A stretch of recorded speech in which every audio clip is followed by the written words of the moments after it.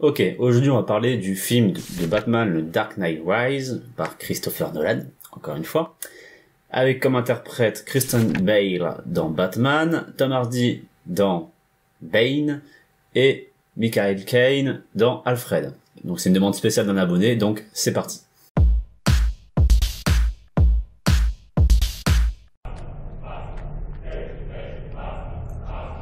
Dans cette première scène, on y trouve Batman et Alfred dans la Batcave en train d'avoir une bad discussion. Notre chauve-souris préféré dit à son valet qu'il n'y a rien pour lui dans cette vie et qu'il avait trouvé quelqu'un. À quoi Alfred réplique que c'est ce qu'on appelle la vie et qu'il n'y a rien pour lui à Gotham, qu'il devrait partir pour trouver le bonheur. On en revient à un sujet que j'avais déjà évoqué dans Wild, je te mets la fiche qui est là ou là, je sais plus, à savoir le démon qu'on connaît est plus effrayant que le démon qu'on ne connaît pas.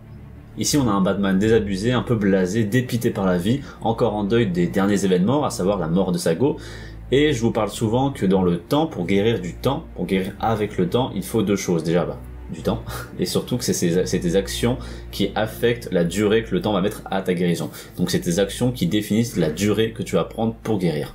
Sauf que le Batman en question, ça fait 8 ans qu'il est au fond du seau, il y est encore, et ça fait 8 ans qu'il ne se bouge pas le cul, qu'il se comporte comme une victime, qu'il ne change pas son état d'esprit, et qu'il ne fait que pleurer sur son triste sort. Je crois que dans ces films, mon personnage préféré c'est Alfred. Après bien sûr, le Joker, forcément, tu l'aurais deviné, parce qu'il a toujours des phrases de sagesse. Ce n'est pas juste un blabla hollywoodien pour faire kiffer le spectateur, tu vois, c'est des vraies leçons de vie que tu peux t'appliquer à toi-même. Et là, quand il dit « j'avais trouvé quelqu'un », Alfred lui dit « oui, je sais, et vous l'avez perdu, c'est ce qu'on appelle la vie », et il continue, tu vois. Donc il est bienveillant, respectueux, et en même temps il met ses 4 vérités en face. Cette phrase, elle est parfaite. Cette scène me fait aussi penser à la phrase « qui veut voir, verra ». On a un Batman, donc je l'ai dit, désabusé, blasé, ça fait 8 ans qu'il traîne, qui est au fond du seau, qui se bouge pas le cul, qui est comme une victime, c'est une grosse merde dans ce film pendant 8 ans. Et à côté de ça, il y a clairement un déni de la vie, un refus de combattre, un refus de la réalité. Donc là on arrive à deux choses, un truc un peu complexe. Avec cette souffrance qu'il s'inflige depuis 8 ans, il arrive à entretenir la flamme de sa copine, ou du moins la mémoire de sa copine. Il fait survivre sa copine, enfin son ex-copine, parce que non, elle est complètement sous terre, tu vois, elle est morte. Il fait entretenir sa copine dans la mémoire par rapport à sa souffrance. Tant qu'il souffre, il souffre pour elle, donc tant qu'il souffre, elle survit en lui. Sauf que, à cause de ça, il n'essaie pas de combattre, il ne va pas vers d'autres filles, il ne fait pas de rencontres, il ne vit pas. Donc, on a un paradoxe. D'un côté, il souffre, mais d'un autre côté, il fuit la souffrance. Et dans ce cas précis, même s'il entretient, s'il cultive une souffrance, quelle qu'elle soit, donc là c'est la copine, il refuse quand même d'affronter la vie, d'affronter l'épreuve, et donc d'affronter le fait de peut-être perdre dans sa mémoire sa copine, donc de grandir, d'évoluer, d'aller à la rencontre de la vie, des épreuves, etc., donc de guérir. Donc il fuit encore une fois la souffrance, celle d'avancer. Donc mon second mantra s'applique parfaitement dans ce cas précis. Fuir la souffrance, c'est fuir la vie. Ici, nous avons un Bruce Wayne qui s'entraîne, se durcit afin de sortir de la prison où Bane l'a enfermé. Prison bien symbolique vu que c'est une fosse, il doit sortir du trou pour atteindre la lumière. Sortir de sa tourmente afin de retourner combattre. Il est plein d'espoir. Ici, on a une leçon assez authentique, mais aussi cruelle de ce qu'est la vie, de ce que peut être la vie. Parce que là, de quoi il s'agit, il s'agit du héros. Donc le héros, c'est censé le mec qui ne s'arrête jamais, qui ne s'effondre jamais. C'est le héros, c'est le gentil, tu vois. Il va gagner à la fin, toujours.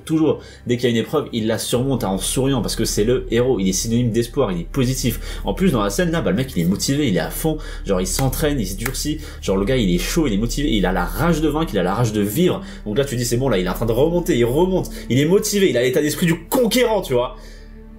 Et pourtant, il se ramasse comme une sombre merde. Dans la vie, parfois, le mental ne suffit pas. Il faut aussi que les actions soient en cohérence avec ce que tu veux. Donc là, il le fait très bien. Mais parfois, la volonté pure, la volonté sans faille ne suffit pas, même avec les actions en cohérence, comme c'est le cas, parce que là, il se ramasse. Pourquoi ? Parce que la réussite qu'il veut est phénoménale. Il ne veut pas juste sortir de la dépression. Il veut sortir de la dépression, de son état mental qui est en défaillance. Il veut sortir d'une prison où la seule légende d'un gamin ayant réussi à sortir cultive un espoir cohérent et un espoir ambiant dans la prison, mais ça ne reste qu'une légende, pour ensuite aller à Gotham et sauver la ville d'une explosion nucléaire face à un colosse qui lui est supérieur en tout point, à l'heure actuelle. Donc son ambition est tellement grande que proportionnellement, vu que tout est équilibre, encore une fois, les épreuves se doivent d'être profondes et nombreuses. Son objectif est grand, donc ses épreuves, ses obstacles seront eux aussi grands et nombreux. Tout est proportionnel. Il y a une fameuse phrase qui dit « Qu'importe le nombre de fois où tu tombes, l'important c'est toujours de se relever ». Et là, ça s'applique exactement. Même si t'es un héros, tu vas forcément échouer. Et ça, c'est la première règle, la première leçon pour la réussite, pour la victoire, pour atteindre un objectif, c'est que tu vas forcément, un jour, être confronté à la défaite.